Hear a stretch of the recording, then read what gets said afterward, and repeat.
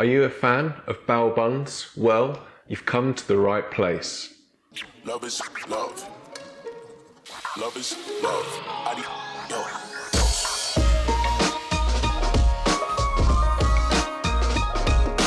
So today I'm making really juicy, succulent pork belly with that dark, sticky sauce, and I'm making some lovely bao buns to serve them in. The key to this dish is doing a few simple things well. It's really important that you crisp up your pork belly before you braise it, and you need to cook it for a good amount of time so it's really nice and tender and succulent. And your bao buns, you need to give the dough enough time to rise so you get the right type of texture. I'm serving mine with my favourite type of garnish, things like radishes, chillies and coriander. But you can mix it up and serve whatever type of garnish you prefer. Anyway, enough talking, here's the recipe. Right, first up is my pork belly. I have 1.5 kilos here from my local butcher. Really good quality stuff. Depending how big your piece is will change how you cut it up, but essentially you need to cut it up into medium strips ready to sear off. Because my bao buns will be bigger, I'm going to cut my pork up a little bit bigger. This is actually the night before I'm doing this, and it is because I want to prepare and marinate the pork overnight to let those flavours penetrate into the meat.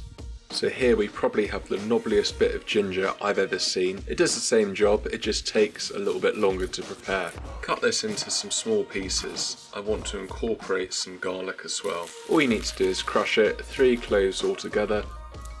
To kick this marinade off, light soy goes in. I don't want my sauce to be too rich and dark, so this is great. Also some runny honey, which isn't actually that runny. I think I'll use my knife to get some out of the bottle.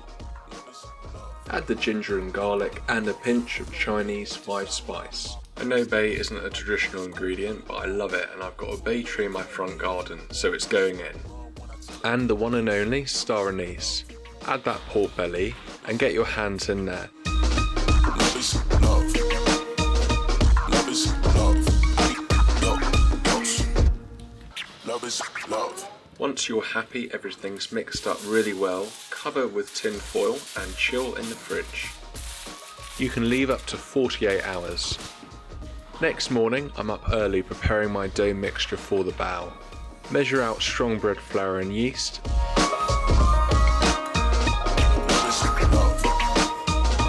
Then add lukewarm water in, give it a little stir and set aside. You want to leave this for around 20 to 30 minutes to let the yeast activate.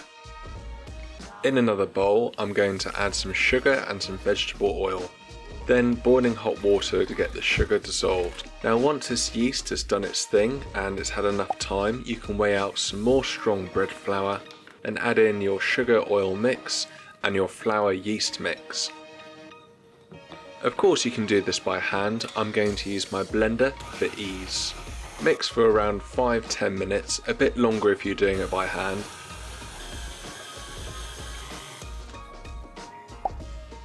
Cover up and leave it to bulk ferment for 1.5 to 2 hours.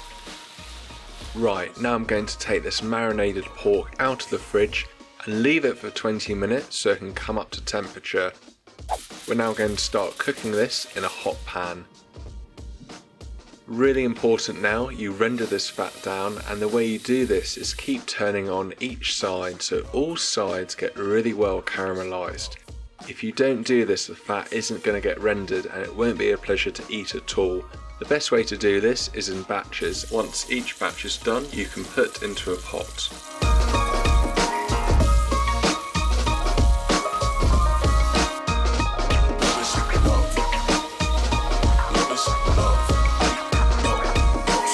Once you've got to this stage, the marinade can be reduced. The lovely bay, ginger and garlic can be part of that as well. I'm going to add in some hot water just to make the sauce go a bit further. After a little taste, I've decided to add a little bit more of my not so runny honey. And a bit of hoisin sauce. Delicious.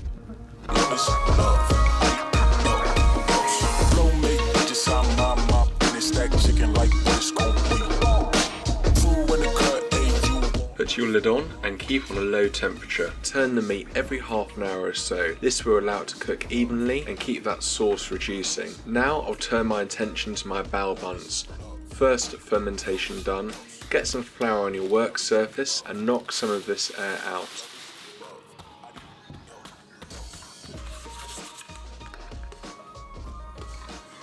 The dough is easy to handle, easy to work, may be slightly sticky, but you don't want to go into overdrive with the flour, just enough to allow you to roll out. As I want bigger buns, I'm going to cut into 12. You could always have a few more if you wanted. You could weigh them at this point, but I'm just going to eyeball them. Now, if I was a real expert, I could probably do this with one hand, but to form the perfect bao bun, I think you need a variation of technique. Using both hands allows you to roll into a nice shape, and you can also cut them from underneath. It takes a little practice, but I think it's pretty easy to do.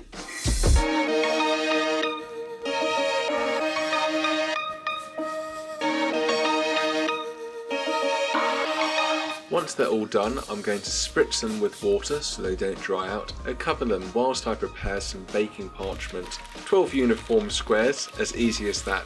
It took me a little while to think how to do that though.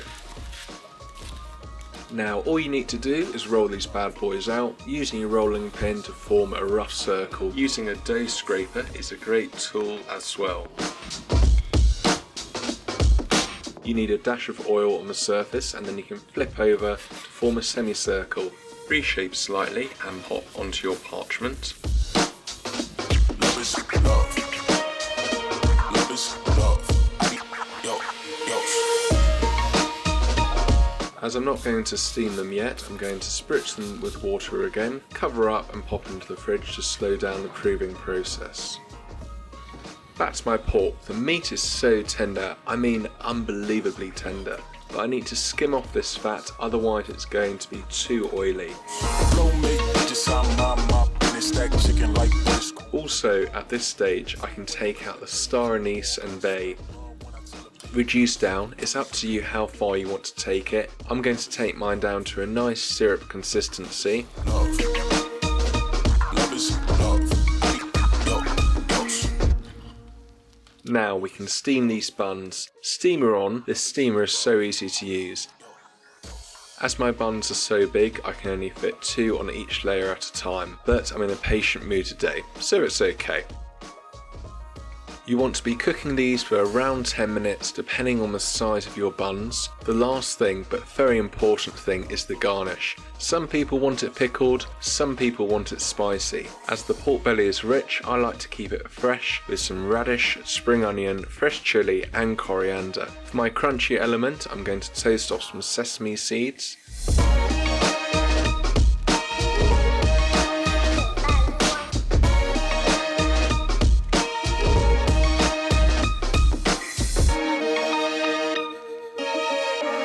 I start off with the regular ones, then I add some dark toasted ones into the mix. After all of that work, we're finally ready to plate up. I've been looking forward to this. I wouldn't recommend any particular order, but I would recommend you eat as many bao buns as you possibly can. Otherwise, you may live to regret it. I mean, the flavours and textures are extraordinary. Pork belly is heavenly.